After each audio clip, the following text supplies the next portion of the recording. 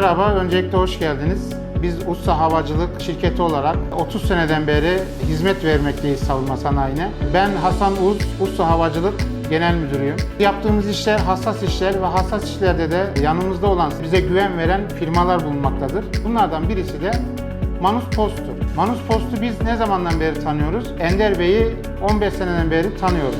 Manus işinin arkasında duruyor ve post işlemlerinde en ufak hatada sonuna kadar da yardımcı oluyor. Aynı zamanda bize gurur veren bu olay partnerimiz olan Manus'un yerli ve milli olması. Bu hususta da hem bizim desteğimiz açık oluyor hem de devletimizin de açık olması lazım. Çünkü Türkiye'ye hep özel tezgahlar gelmekteydi. Bunların postla yani KEM'le olan diyaloğunu çok güzel birbirine yaklaştırdı ve bu sorunu çözdü. Yani aradaki tercüman oldu bir anlamda Manus. Biz savunma sanayinin hassas işlerini yaparız. Aselsan, Roketsan, TAİ, Baykar gibi yerlere özel işler yapmaktayız. Burada bize Manus'un desteği nedir?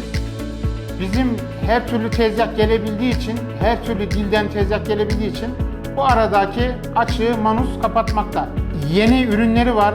Manus sim ve optimizasyon olarak. Bunlar da zamanı ve yeri geldiği zaman desteği alıp denemek istiyoruz ve deneyeceğimizden de eminiz. Çünkü tamamen bazı şeyleri kısaltma ve kullanıcıya katkı sağlama üzerine bu programlar. Bunların farkındayız. Bunun için de bütçemizden bir yer ayarlayacağız. Ender Bey'e ve ekibine buradan sonsuz teşekkürlerimi iletiyoruz. Ve çalışmaya da devam edeceğiz inşallah. Manus simle, Manus yazılımlarla ve daha çıkarttığı öbür modellerle yolumuza devam edeceğiz.